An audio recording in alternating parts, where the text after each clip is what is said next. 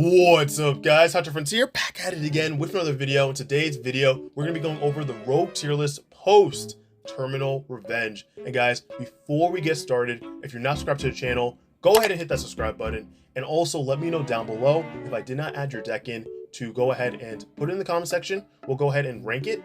Plus, we'll try to add it into the next video. But all right, getting started, guys. We have top Rogue, watch out. You have experienced pilot, missing something like support. And of course, we have Not Today Sun. So starting off with our first pick, we have the Sarcophagus deck, and we're going to put it at experienced pilot. Reason being is that this strategy is very interesting. It's been doing very well. Plus, post Terminal Revenge, it did get an Archfiend monster that acts as like a change of heart target, which is really cool. Plus, it can play Dragoon very soon, and I believe the next set with the support there. So that's another reason why Dragoon did get reprinted in the Rarity Collection too. But overall, it's a solid deck, and it's worth trying at least. Going on to the Ragnaraka cards, which is pretty much just Plant Link. I will put it at Watch Out. It's a really interesting archetype, plus the fact that it is helping Rika out a lot. I guess really Plant Link a lot.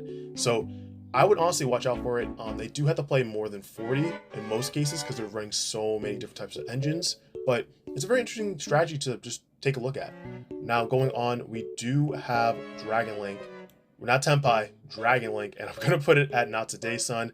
Unfortunately, Dragon Link has just been like a nail in the coffin. On it's just gone. It's gone. The deck used to be so good and diverse, but every single like ban list, mostly it would just keep getting hit with something, hit. So now I feel like at that point you just play Tenpai. It is the way better Dragon Link.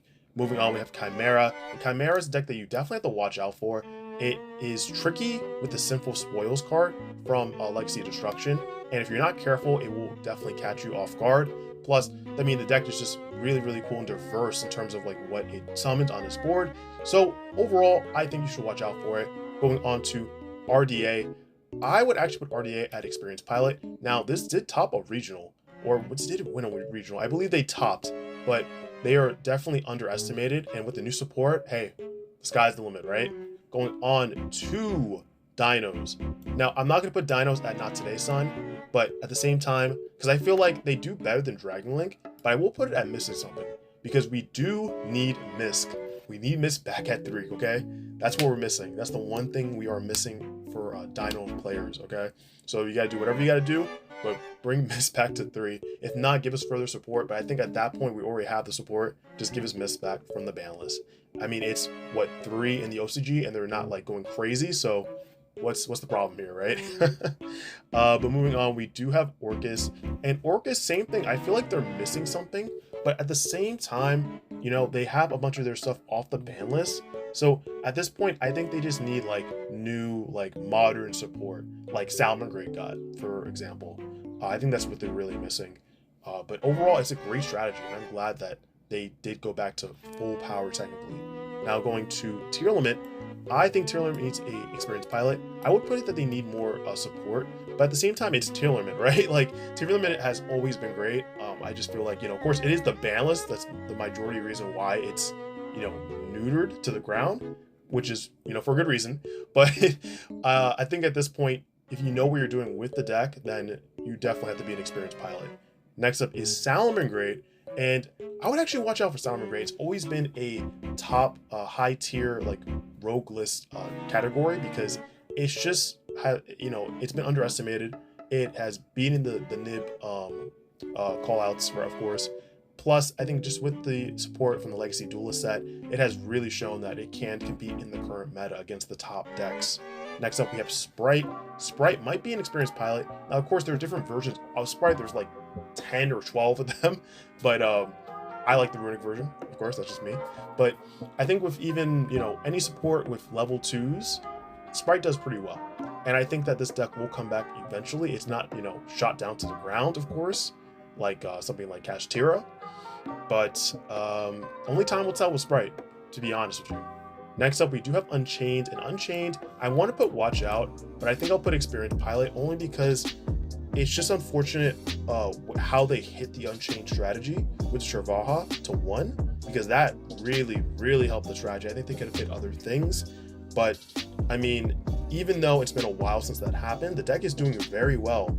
And I think that, you know, people dedicated with the strategy can do exceptionally well with it. So I think it's really for them. Going on to Horus Stunned. I'm not gonna say Horus Stun is missing something. I mean, I don't know if it really is, because, you know, if you're playing a deck like that type of deck, at that point you just play Labyrinth. They do have like Light and Darkness Dragon, which is kind of cool, but I guess I would say Experienced Pilot. I feel like Experienced Pilot is like my let's just put it there type of slot. But it really is, because you don't know what you're doing. Then at that point, then just play something else. So I think with this, the deck can do pretty well in terms of versing the meta. Now, like being like the top tier 1 deck, I don't think so, but it's good right here. That's what I'm trying to get at. Going on to Centurion. It might need new support. You know, it's hard for it to get through hand traps, but they do have Calamity, which is really nice, and they do have like high ranking, you know, of course, synchro monsters in their arsenal. So I wouldn't count the deck out. It just needs something else to kind of put it above everything else at this point.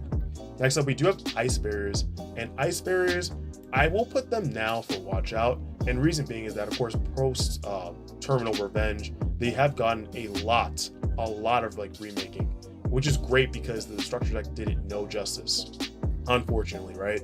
So I think with a lot of cards in the strategy, it will help out. Plus the boss monster is really nice. Has that meme effect in the beginning. You can change your opponent's monster from attack to defense. We're like, oh no, like what's going on? But past that, I believe it's the effect that you can summon the Trishula and make it count as a synchro summon. So it is something. I will put it like that, right? I would put it like, again, at like the back of like watch out. But hey, still just kind of watch out for the strategy. Next up is Genis Controller, and I would actually just put Genis Controller at Not Today Son. I mean, it's hard because it just got new support, right? But once it gets hand trapped like once or twice, that's it. It's over. You can't really go past that, unfortunately. Yeah, I would actually just put Not Today Son. I'm just gonna leave it right there for now. There are cards in the strategy that can be used in other strategies, like the Synchro Monster, but past that, I think you just leave that here, unfortunately. Infernoids, I'll be the first deck that's at top Rogue. Infernoids, post-Terminal Revenge, are kind of insane. The fact that they can banish multiple targets in the graveyard, and it's just like, it's gotten such a huge boost. Like, this is something we need in terms of, if we're comparing like Orchist, or pretty much like a little bit like Tearlament, something that was old and it's getting new support now, and it's actually might be insane. It can definitely compete with the top decks of the meta. So I would really keep your eyes on this deck. Now we have Ubel, and this is a strategy that I am really excited for. I would actually put Ubel above Infernoids if we're doing it by, you know, who's above who. So with Ubel, they're getting the new Phantom of Ubel, of course, and it's just providing so much more protection for the strategy. You're easily able to summon this by just shuffling cards back from wherever you want, really, to the deck to summon this card out. And it just gives it more protection in terms of, you know, if your opponent activates anything, you just make it, nope, destroy Ubel card, and you get more advantage off of that.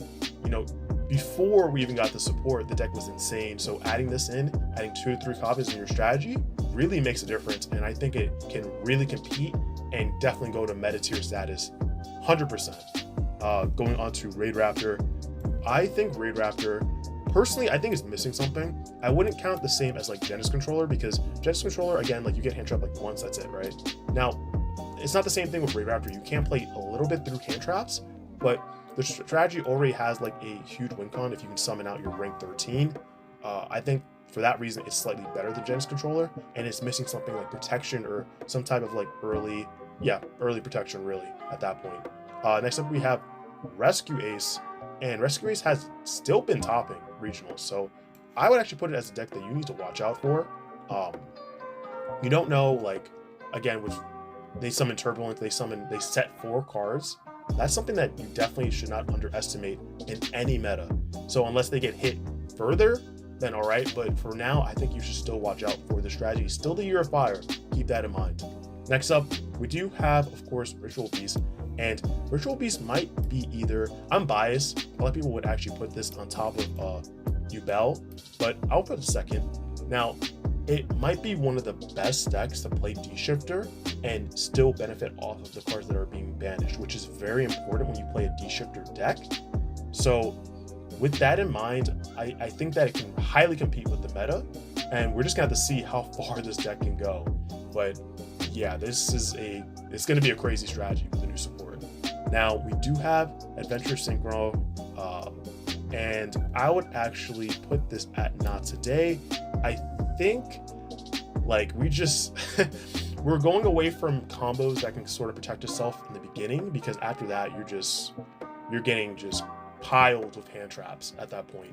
So I mean, I could put it here, it needs more protection, but at the same time I think we know what it really is with this deck. So maybe it'll change. If not, I think for now, right, like literally for right now in this format, just leave it here. We'll just leave it here. And I sort of feel the same thing with Sword Soul, but I'll put Sword Soul, I'm missing something, because Sword Soul has not gotten new support in a long time, and it really does need that support, unfortunately. You know, I think a few months ago, it looked like it was kind of turning around for Sword Soul, but just with everything crazy coming out, it's just not. It's tough. It's just tough with the deck, unfortunately. And then finally, we have Vanquish Soul, and I would put it at Experience Pilot. The deck does need new support, but the deck is still good at what it does. And, you know, against an opponent that has no clue what the deck does, you're doing very well with it. But guys, this is my Rogue tier list post Terminal Revenge. If you guys have any questions or anything like that, let me know down below. But guys, if you liked the video, make sure to give it a huge like, comment down below all of your thoughts, and if I missed your strategy, let me know. And of course, guys, if you're not subscribed to the channel, what are you doing? Go ahead and hit that subscribe button, turn the notification bell on so you're updated the moment I upload new videos. But guys, that's it for me. Hope you have a great rest of your day or night, and I'll catch you in the next video. Peace.